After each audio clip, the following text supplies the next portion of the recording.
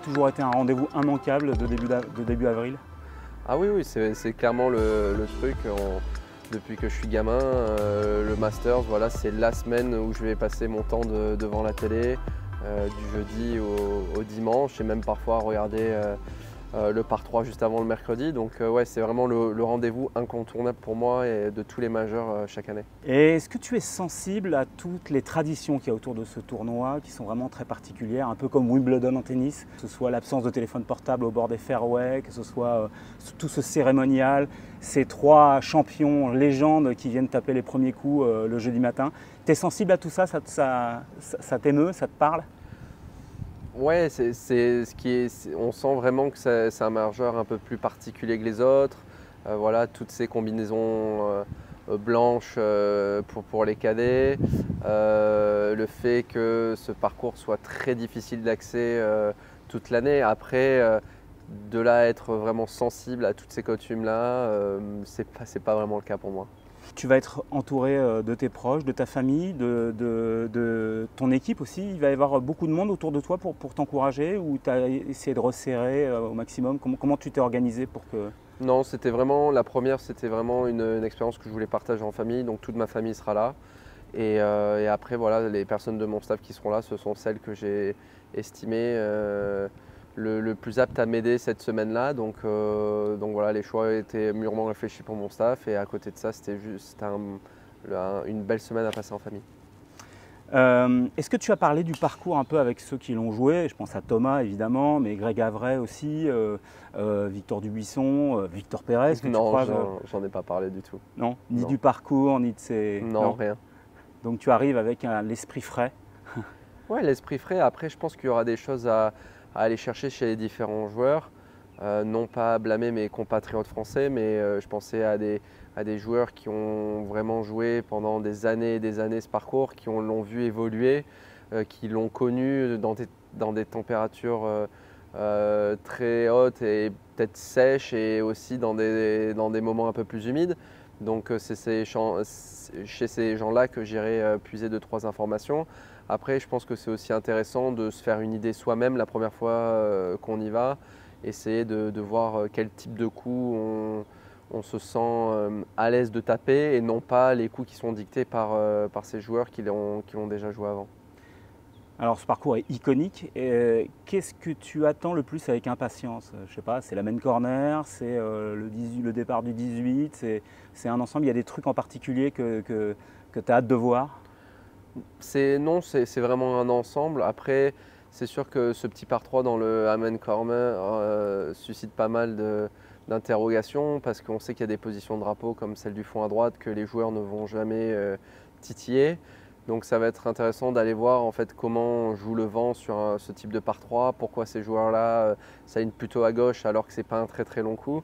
Donc voilà, c'est toutes petites interrogations, mais après c'est vraiment l'immensité de ce tournoi en fait que j'attends de pouvoir palper en fait la tension générale de cet endroit, et aussi la chaleur de tous ces supporters et fans qui seront là. Comment, quand on aborde un parcours comme ça qu'on ne connaît pas, même si tu vas faire des recos, comment est-ce qu'on se prépare? Est-ce que tu accordes beaucoup d'importance à ces recos que tu vas faire, ou tu considères aussi qu'il y a une part d'instinct qu'il faut laisser parler naturellement?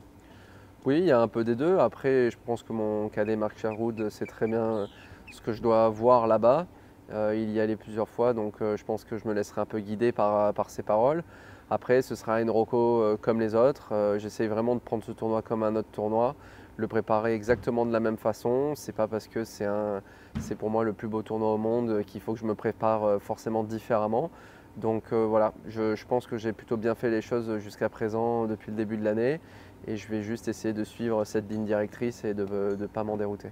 Alors tu insistes souvent sur le fait d'être qualifié au mérite, c'est-à-dire sur ta valeur intrinsèque, et non pas en passant par un tournoi de qualif que tu as pu faire pour The Open ou l'US Open, etc.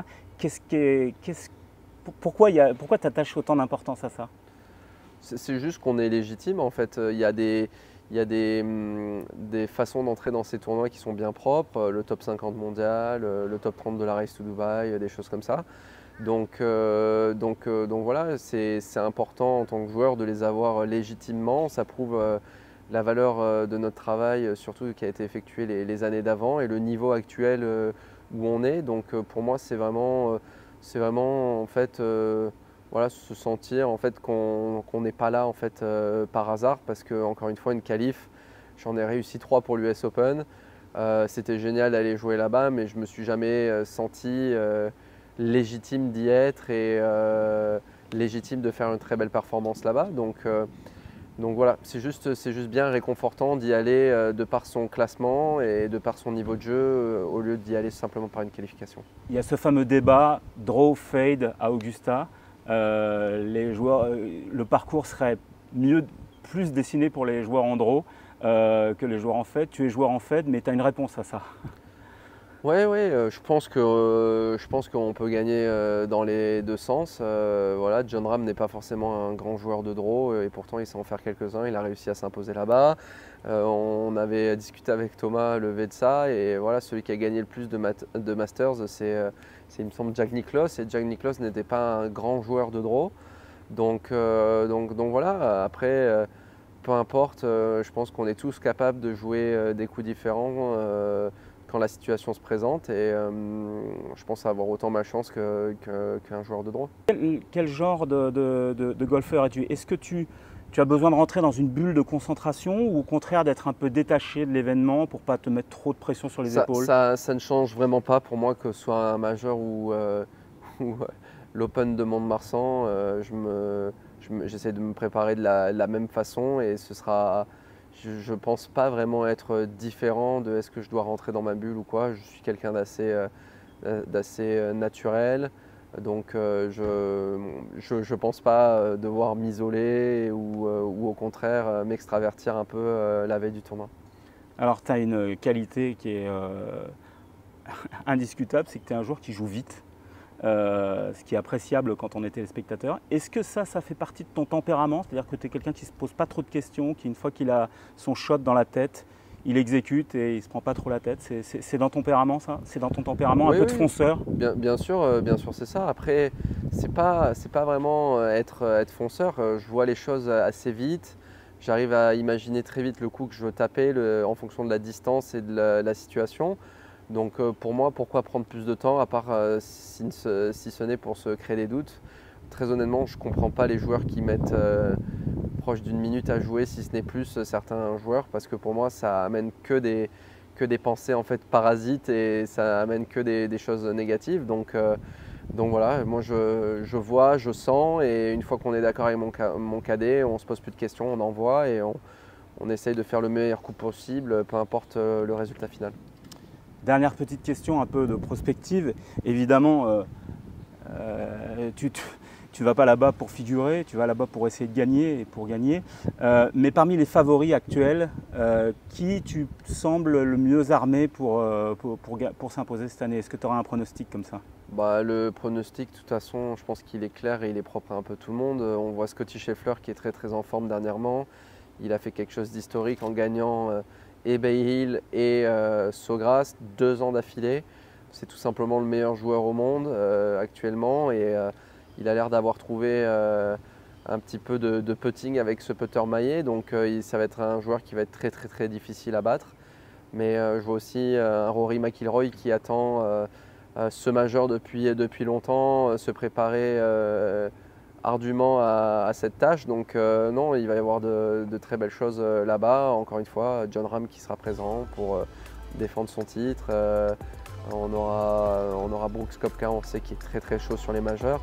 Donc voilà, pour moi, c'est un peu mon top 4 des joueurs sur cette semaine-là. Super.